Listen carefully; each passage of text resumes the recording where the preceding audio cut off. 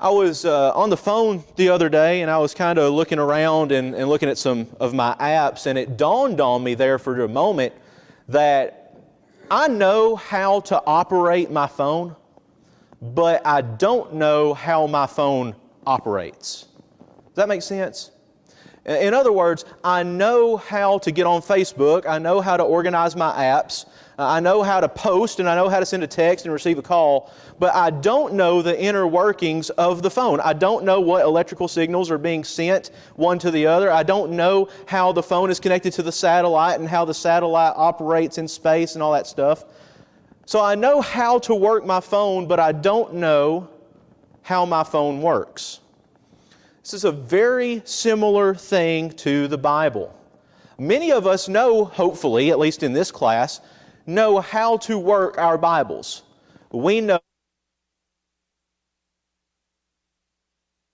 the first gospel in chronological order, at least or in canonical order, I should say. But we probably know that Mark was the first gospel to have been written. We know that Paul wrote the great majority of the New Testament. We know that the Old Testament is composed of the writings and the prophets and the Pentateuch and all that. We know how our Bible works. We know how to work our Bible, but we don't know how our Bible works. That's why we're studying things like textual criticism. That's why we're looking at the text as it is and wondering, can we really get back to the original?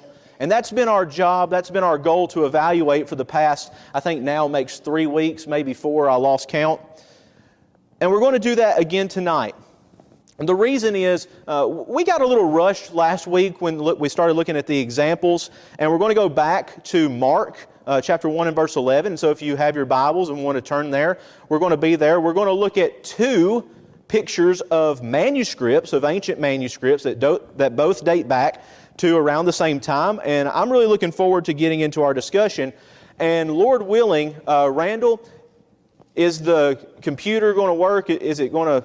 We're good? Awesome. I've got about a 10-minute clip I want to show you from 2 text critic professors, and I think they can explain it a little better than I can as far as, is the New Testament that we have now really what they had then? That's a problem that seems to oppress a lot of people. So we're going to begin the same way we began last week. I'm going to ask you, what questions or comments do you have? Because I want you to have a fair chance to give your questions and comments before we get rocking and rolling and I start losing my mind on some of this stuff. So let's have it.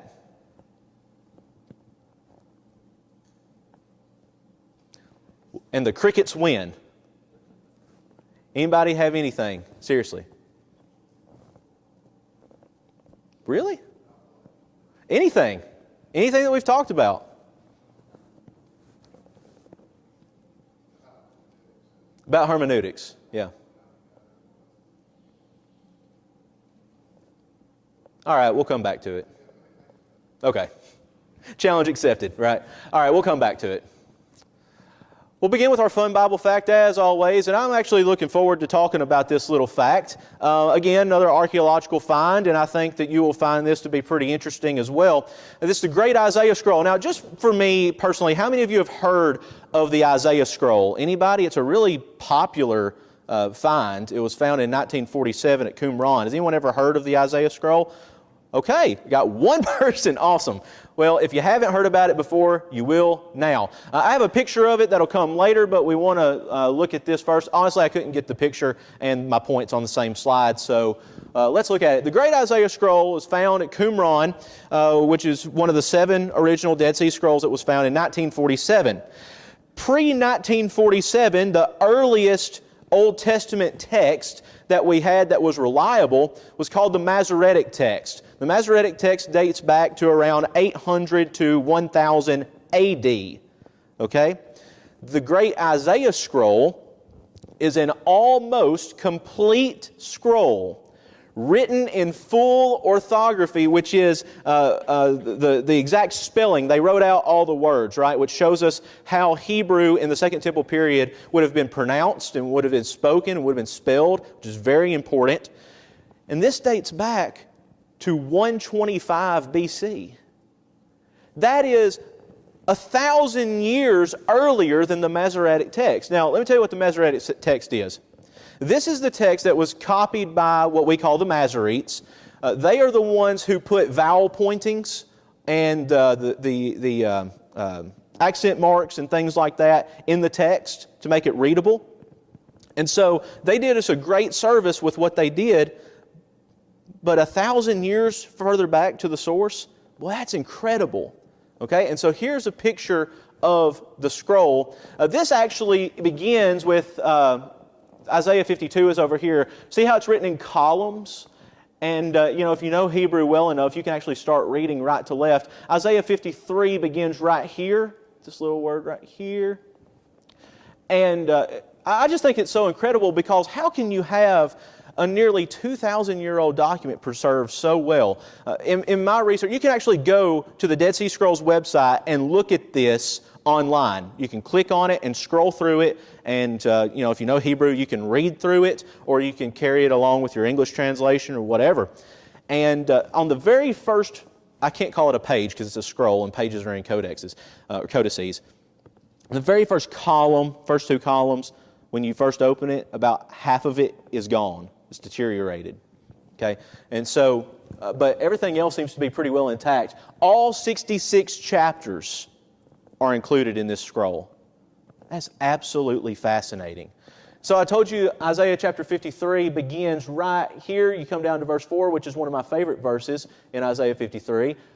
Begins here, and Hebrew reads right to left, and so we come to the end and then go back. This is what it would say in the Masoretic text, which these are vowel pointings. The original Hebrew doesn't have the vowel pointings, reading right to left. And of course you know the verse, surely He has borne our griefs and carried our sorrows, yet we did esteem Him stricken, smitten of God, and afflicted. Now here's something that the Isaiah scroll does that a lot of people don't talk about. A lot of people want to say that the prophecies of the Old Testament were written after Jesus lived. If you have the Masoretic text, and that's the only text you have, that's 800 years after Jesus, someone could very well say that. This is 125 years pre-Jesus. And the same prophecy is here that Jesus fulfilled, and that's included in the Masoretic text. Well, I love that, don't you? Absolutely amazing piece of evidence. It's amazing to me. If you don't know the story of the Qumran caves and of the Dead Sea Scrolls, you need to look it up. It's absolutely phenomenal. Little shepherd boy kicking stones, kicked a stone into a cave and found some clay pots. Hoping that he would find treasure, he looked in them and all he found was paper. And he ignored it. He almost threw them away. And what he found was literally one of the greatest treasures that we've ever seen. Absolutely amazing. Anyways, I thought it was interesting. Maybe you will too. All right, let's talk a little bit about textual criticism again. We've been in looking at this. We've looked at now how you need to determine external evidence versus internal evidence. That is, what is the manuscript evidence stacked for or against these readings? But we don't want to measure the evidence. We only have 5 particular manuscripts that read one particular way, and you may have 500 that read another way. But if all 500 of the other ones date after 1000 and the 5 date to the 3rd and 4th centuries, I'm sticking with the 5, right? So we want to weigh evidence.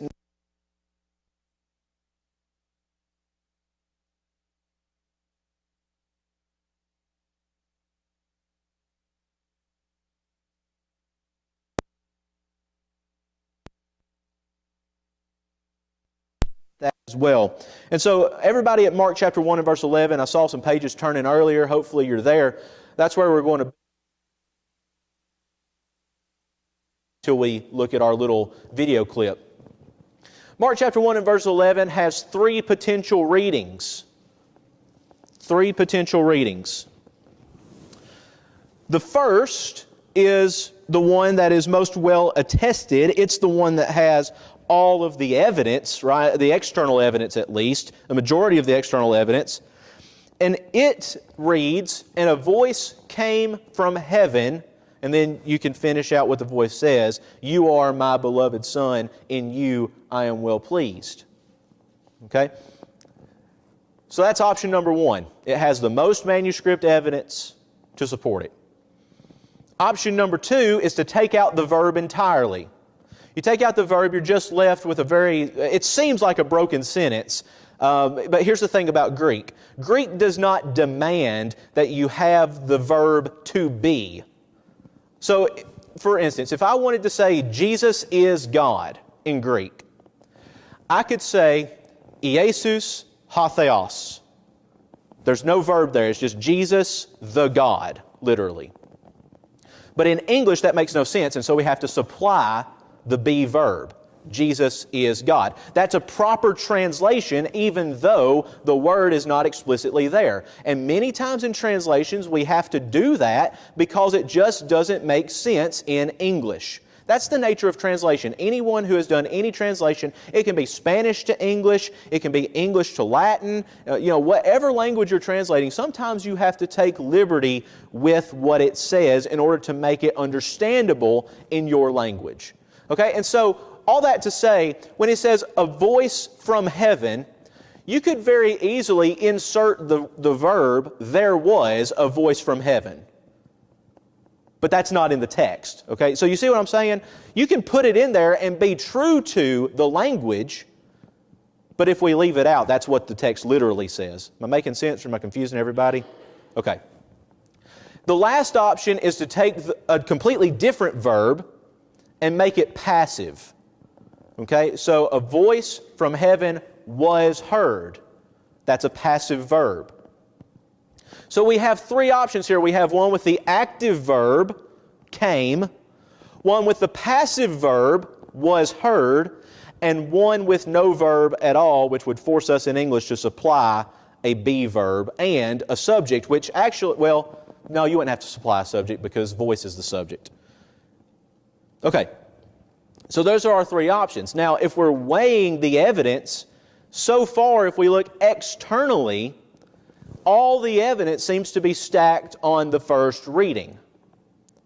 When you look, I would recommend seriously that if you are a Bible student, to at least look at a critical apparatus for the New Testament. I know that not everyone in here may have had formal biblical studies and training and all that stuff, and that's fine. The reason we study hermeneutics and the reason we study text criticism is because if I'm going to look at a passage, I want to know what it says. And if I have a footnote that tells me the translators didn't know what the proper reading was, I want to have the ability to go back and look and see which one might be the right one. Now, let's take a step back just for a moment. None of these readings differ with each other to the point where it changes the meaning of the text. Can we agree on that? Whatever reading we decide to put in, it's all going to tell us the same thing. There's a supernatural voice whose location is the heavens, and it's saying something, right? But this is considered a major textual variant because we have the inclusion of a verb or the exclusion of a verb and which verb to include or exclude. Okay?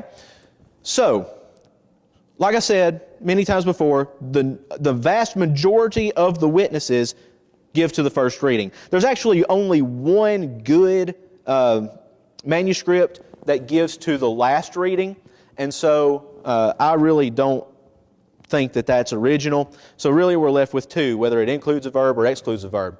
But I told you we were going to look at some manuscripts. This is from Codex Sinaiticus, and I really hope that you can see this. I know it's difficult. I took a picture of it off the internet. There's a website, and if I tell you this, I really encourage you to go and look at this website, whether you know anything about manuscripts or not. It's just awesome to see. CSNTM.org. CSNTM.org. It stands for Center for the Study of New Testament Manuscripts.org. Dr. Daniel Wallace, who is the leading text critic of today's time, in my opinion, travels the world discovering ancient manuscripts, and he photographs them and puts them on this website so they will never be lost. It's absolutely phenomenal to be able to look at those. Okay, so this is Codex Sinaiticus. It dates back to the 4th century. So we're getting pretty old here. The verse starts here. Now, this is a really good example of a Greek uncial manuscript, which is all capital letters. You notice there are no spaces between the words. And I don't think this happens in our particular verse, but with the next codex that we look at, it does happen. Sometimes the verse or the word doesn't end and continues on the second line. So, our first word here is kai, kappa, alpha, iota. Kai, it means and. Very common way to begin a sentence in Greek and in Hebrew for that matter. Okay, so and, so there's our first word. A voice, phone. Now we have something really interesting. This is Codex Sinaiticus, 4th century manuscript, but this is our verb, right? Came. A voice came. Egenita. Now, something has happened where the scribe has either forgotten to write the verb and then goes back and makes a marginal note, or maybe it wasn't in the manuscript that he was copying and decided to insert it for smoother reading. Scribes did that. And so something has happened here where our verb has been inserted in the margin. Okay, so there's our next word, our third word. And a voice came, ek, out of. And then this is something interesting too. This is, it's a shorthand spelling. When you see the line written above, like here and here and here, that's really not, that's a bad shorthand, just honestly, because they only leave out 2 letters in that word. It's tone uranon. Okay, so we leave out the nu here, it should be written in shorthand, and then uranon. So you have, that's the definite article, and then the heavens. Okay, so and a voice came out of the heavens, literally. Sigma upsilon, su, means you. U-A-R, you are. Definite article again, the Son, the Son. Okay, again, written in shorthand, upsilon, sigma. The word is weos, okay, and so shorthand, it's kind of hard to tell because some scholars say that shorthand only refers to the deity and things of deity, but the problem is Jerusalem is written in shorthand a lot, and there are other cities and names that are written in shorthand, so I think it's just a common practice, but that's just me. I don't get paid to write the books on it. Okay, so ha huios, and then you have a possessive pronoun, mu. No, not the sound a cow makes. When I was in Greek, I was learning these words, and in Greek 1, it really is Greek to me, right? And the way I remembered this, and you'll never forget this now that I tell you, the way I remembered this is when someone asks, whose piece of cake is that? You say, moi. Moi, mu, mine, okay? Mu. Definite article again, same thing we have right here, it's the word the, agapetos. Now, when I say that, you probably heard the word, right? We're familiar with this word, agapetos. And what does agape mean? You know this. Love. Okay, so agapetos, my beloved. En soy eudokaisa. Yeah, there we go. Eudokaisa. Okay, well pleased. So, now that we've kind of got our words divided here, let's go back. And a voice came out of the heavens. You are, let's see, my beloved Son. And we know that son and beloved have to be in an attributive position as adjective and noun because they both have the same definite article and they both agree in case, number, and gender. You don't care about that, but I do. In you, I am well pleased. Now, we don't have the verb I am. We have to supply that to make it smoothable for reading. So, let me say one more thing about this passage. When we quote it, when we say what the voice from heaven says at the baptism of Jesus, many times we do not give this quote. Right? We give the quote from Matthew chapter 3, that says, "And behold, a voice out of heaven, or a voice came from heaven saying. Now, one thing that scribes like to do is harmonize different readings. And so if it says that in Matthew, well, maybe Mark should say the same thing. Okay, and so they'll harmonize them. And that's a very dangerous practice, but a lot of times that happens. Okay, Codex Sinaiticus, that's what we have. Basically, what I want us to see about this is you have the verb that is a marginal insertion here. One of two things, in my opinion, is happening. Number one, the scribe inserts it because it smooths the reading, and it really does. You need a verb in this phrase. Whether we supply it in Greek or in English, you need a verb. Number two, it could be that the scribe was copying from a manuscript and looking over here, and a case of parablepsis happened, like we call it an eye jump, where he lost his spot on the page and completely ignored that word and started and caught his mistake and went in and wrote the word in the margin. The problem with that is that usually happens if the previous word or the last word begins or ends with the same letter as the other word. And so you have an eta here, you have an epsilon here. That doesn't make any sense. You have an omicron here, you have an epsilon here. That just doesn't make any sense. So I think what happened is the scribe is copying from a passage that doesn't have the verb, that needs the verb, and he inserts it. Okay? Now this is 4th century, right? I don't know if you can see these as well. Here again is our Codex Sinaiticus, and I've underlined our verse. This is Codex Vaticanus, dates also to the 4th century. Okay? Dates also to the 4th century. Again, I know, and I don't expect anyone to know Greek in looking at these, but when you look at two puzzles that seem to be identical, we've done this before. We've had books where we have these. You have two pictures that seem to be identical, and then it says, find the difference. Right? You know what I'm talking about? And it may be that, one tree has 3 branches and another tree has 4 branches, and so you circle that, you found the difference between the pictures. So here's what we're going to do. What's the difference? Let's compare. Kai, here's our word again, kai, phone, egeneta, ek, ton, uranon, su, a, ha, huios. There's a good example. You have the upsilon here, looks like a Y. You have an upsilon here, and then iota, omicron, sigma. That's all one word. Carries over from the next line.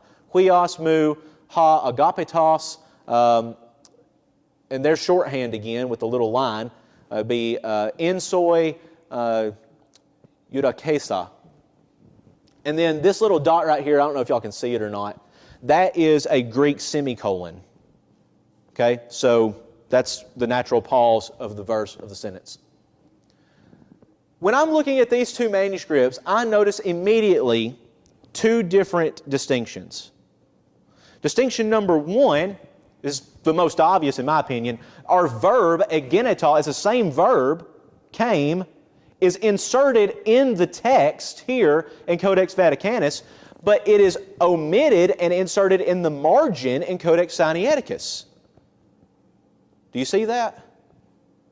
So one scribe was copying something that had the verb in it, and another scribe either forgot to write the verb and went back, or inserted the verb where it wasn't. We just don't know. Another thing is Codex Sinaiticus uses quite a bit of shorthand in this short verse. We have 1, 2, and 3 shorthand examples. And by the way, it ends with a Greek semicolon here as well. And there's another example of shorthand for spirit. Here we only have one example of shorthand. There is a nu, the letter N in English, a nu, that should be right here. The word is ensoi. And I think the reason probably that there's not one here is simply because they ran out of room. You run out of room on the line and you can shorthand it. Now, in the ancient world and with copying manuscripts, you got to be careful because you have a limited resource. It's not like today where I can just go across the street to Walmart if I run out of paper and buy more paper and keep writing.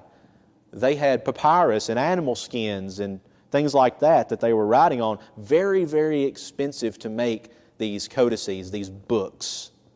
Incredibly expensive. And remember, these are being written by human beings. This is pre-Gutenberg, pre-printing press. No Xerox machine, nothing like that. So let's end our discussion with one little note from this little book here. This is one of the most amazing books that I have ever come across. It is called A Textual Commentary on the Greek New Testament by Bruce Metzger. Bruce Metzger is an amazing scholar in textual criticism. He has taken every variant in the Greek New Testament, the UBS Greek New Testament, and has written a commentary on every variant. Okay? So here's what he says about this variant. The omission of the verb appears to be either accidental or in partial imitation of Matthew's reading, let's say that. Matthew's reading of his verse, Matthew 3:17. He has the Greek here, and I really don't want to read you the Greek because that doesn't matter. So, remember our three options. The option that omits the verb, Dr. Metzger says, is probably an accident. That makes sense. The reading with the passive verb, remember where it says a voice out of the heavens was heard, is clearly a scribal improvement of either of the two readings. What he means there is it makes for a much smoother reading, but cannot be the original. Okay? And so that goes back to show what we were talking about earlier. The editors of the UBS give it a B reading, meaning they're pretty confident but not entirely. It's one of the two. It either does have the verb or it does not. But again, does that change the meaning of what's conveyed? Not at all. Not at all. We get it. We interrupt this program to bring you a special video clip from Dr. Daniel Wallace and Dr. Darrell Bach, who are both professors at the Dallas Theological Seminary. Don't shake your head at Dallas Theological Seminary. They do a lot of good scholarly work in biblical studies, even though they are a seminary. We'll forgive them for that. These men, though they don't believe the same way we do, are leaders in this field. And so I hope that you will watch this and learn something from it. Maybe if we have time, we'll talk a little bit. We're used to hearing things like this. The New Testament has hundreds of thousands of variants. How can we even have any clue or idea what the New Testament text is? It's a way of undercutting the idea that the Bible that I have in my hands is not necessarily the Bible that existed originally, or even some people even question whether you can even frame the question that way. So help us through that morass. I take it that I didn't actually ask you how many manuscripts you've actually photographed. I'm assuming you have at least a ballpark number for what that is. I forgot what it is. It's I know it's about 500,000 pages so far, and I can't remember what the number of manuscripts Interesting. is. So, are there certain collections that you haven't gotten to yet that you're still seeking to get to? Oh, yeah, most of them. There's about 2.5 million pages of Greek New Testament manuscripts, which means if we've only photographed 20%, it's great job security for me. Right. I've been to 40 different countries, and there's manuscripts in over 250 different sites around the world. Okay. Well, I almost forgot to ask that set of questions, and I just popped in my head. So let me turn back to the morass. So we have a lot of people who claim that we really can't trust the text that we have. How do you help people think through and negotiate that kind of a question? Well, there's a few different responses I give to that. First of all, if we only had one manuscript of the New Testament, we'd have no textual variants at all. Since every manuscript, by definition, is a handwritten document by frail, mistake-ridden human beings. Non-Xerox machines. Non-Xerox, yeah. There's going to be mistakes. Our two closest manuscripts have between 6 and 10, of the first 8 centuries, they have between 6 and 10 differences per chapter. So when you start thinking about that with all these manuscripts, there's going to be a lot of differences. It is quite correct to say we have hundreds of thousands of textual differences among the manuscripts. But when you begin to look at it in detail, you begin to realize you count a textual difference if even a single manuscript has a spelling difference from another one. And I did an experiment a few years ago where I wrote out how many ways you can say John loves Mary in Greek. It took me about 8 hours. And I came up with 384 ways to say John loves Mary in Greek. And then I decided, I know there's about another 150, but that's enough to prove the point. Now, here's the way this relates to us. Bart Ehrman, in his Misquoting Jesus, says, there are so many variants that we could go on practically talking about them forever, and yet we wouldn't get done with them. They're not just in the hundreds, but in the thousands. Well, he's right. But the vast majority of them are of that sort that you can't even translate the differences. There's different ways to spell John, different ways to spell Mary. You can put it in different word order. Same verb, 384 ways I produced. And I've shown that every time when I give So this is a way of saying don't be fooled by the large number, basically. Exactly. Okay. Now, when you actually think about these variants, the other thing I would say is people who make this claim have not compared it to Greco-Roman literature. We have maybe half a dozen manuscripts for the average classical author. And let's say we had as many as 15 manuscripts for the average classical Greek author that still exist. You stack those up, they'd be about 4 feet high. If you stack up the New Testament manuscripts, the Greek ones as well as early translations, which all count as manuscripts into Latin and Coptic and Syriac and Georgian and Gothic and Ethiopic and all that, it'll be about 1.25 miles high, 4 feet versus 1.25 miles. So we have a lot more manuscripts than they do. We have an embarrassment of riches, and they have a dearth of evidence. But besides that, the average classical author, we're waiting 500 to 1,000 years before we even see one copy. For the New Testament manuscripts, we're waiting a mere 2 or 3 decades, and then we get our first copy. And then from there, we get more and more copies all the time that produces that stack. Right. So let me go back to the number here. There are substantial, and we're coming up to a break. There are a substantial number of variants that just are what I would call transparent. You know, you've reversed a letter, you've misspelled a word. Or there are differences in word order in which the same thing is being said. You've already made that point. And what I've heard say is just kind of a generalized rule of thumb is a vast majority of the variants that we're dealing with are of that type. Exactly. Most of them can't be translated. The largest single group is spelling differences that affect nothing. And I'd say over 99%, in fact, well over 99% of all of our textual variants are either not meaningful, that is, they don't affect the meaning of the text, or not viable, that is, they don't have any likelihood of going back to the original, or both. Okay. I often like to say to people, it really is amazing everything that goes into the fact that you're able to have a Bible in your hands. If you just think through the history of transmission of manuscripts, the people who dedicated themselves to copying, those texts in other languages, a word at a time, a letter at a time, a line at a time, however you want to think about it. A lot of people's love and labor goes into the fact that we're able to hold and read a New Testament text. Absolutely. It's amazing that we have any copies at all, and yet the church has been so faithful over the centuries. This is what has profoundly impacted me in looking at hundreds of thousands of pages of manuscripts is the dedication that these scribes had to copying the Word of God. And there's what's called a colophon. It's a personal note that a scribe often puts at the end of a manuscript. And there's one that happens on occasion that I had the opportunity to see when I was in Athens a couple years ago. The scribe wrote, "The hand that wrote this is rotting in the grave, but the words that are written will last until the fullness of times." And it was dated A.D. 1079. I'm looking at this manuscript that's over 1,000 years, and I said, yep, I'm sure he's rotting, and yep, this thing is still here.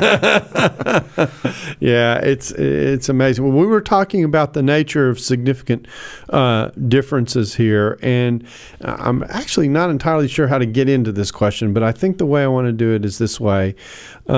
Is there are real issues of translation and meaning in the New Testament that text critics and people who work with the text have to wrestle with. And probably the most obvious way that most people encounter these are a little side note they get in their translations that say or some manuscripts read. Exactly. Yeah. And so So what's normally going on when that kind of a thing is happening? Well, what the translators are telling the reader is that they're not certain about what the original wording is, typically. Other times they're saying there has been a tradition that has been found, especially in the King James Bible, that we are rejecting, but there are some manuscripts that have this, or typically it's the late majority of manuscripts. But there's a lot of places that are actually like that, that do affect the meaning and are viable, that is, it could go back to the original. Now, the impact of this for some people when they initially hear it can be, well, then maybe we really don't know the content of the New Testament. And so can I be confident this is the text that was written? How do you help people sort through that part of the question? Well, I quote Bart Ehrman, the famous Orthodox scholar, who was a student under... that was tongue-in-cheek. Yeah, that was, thank you for mentioning that. Bart's been a longtime friend, right. And he studied under Bruce Metzger at Princeton Seminary. In 2005, he wrote a book called Misquoting Jesus, about how the Bible has changed over the centuries. And I think it was his agenda to show that Orthodox scribes changed the text to make it conform more to what they wanted it to say. But in the summer of 2006, the publishers put in an appendix that had, they wanted to kind of beef up the sales, so they put it in a paperback edition. And one of the questions they asked him in there, just to get people to look at this appendix and, oh, I want to buy this book, was, why do you disagree with your mentor, Bruce Metzger, about cardinal doctrines being changed in the original New Testament from the scribes who came along later? He said, I actually don't agree with Dr. Metzger. No essential doctrine. Don't disagree, you mean? I don't disagree. Thank you very much. Right. That's kind of important. Yeah. That's a textual variant. I don't disagree with Dr. Metzger. There is no cardinal doctrine that is jeopardized by any of these variants. And that's on page 252 of the paperback version of Misquoting Jesus. Okay. I think we can learn a lot from that because a lot of people, I know them, you know them, hear about textual variants and how the New Testament has been corrupted ever since it was written, ever since it was copied, it's been corrupted. The fact of the matter is the New Testament hasn't been corrupted. And I like what Dr. Wallace had to say about, if we only had one manuscript, then we would have no textual variants. But if that manuscript was corrupt, we would have absolutely no idea what the original could say. What we have by having these variants is a positive. We have an embarrassment of riches, and fortunately for us, we have the ability to look at our Bibles. What Dr. Bach said is absolutely true, that we have the ability to hold a Bible in our hands based on the work and labor of people who have been killed, burned at the stake, shot, all kinds of things because they dedicated their life to studying the Scriptures. I hope that this has been an encouragement for you. I really enjoy looking at this stuff. Lord willing, next week we'll get back into looking at an actual paragraph of Scripture and trying to dig through it and to see what it means not only in its original context, but what it means for us as well.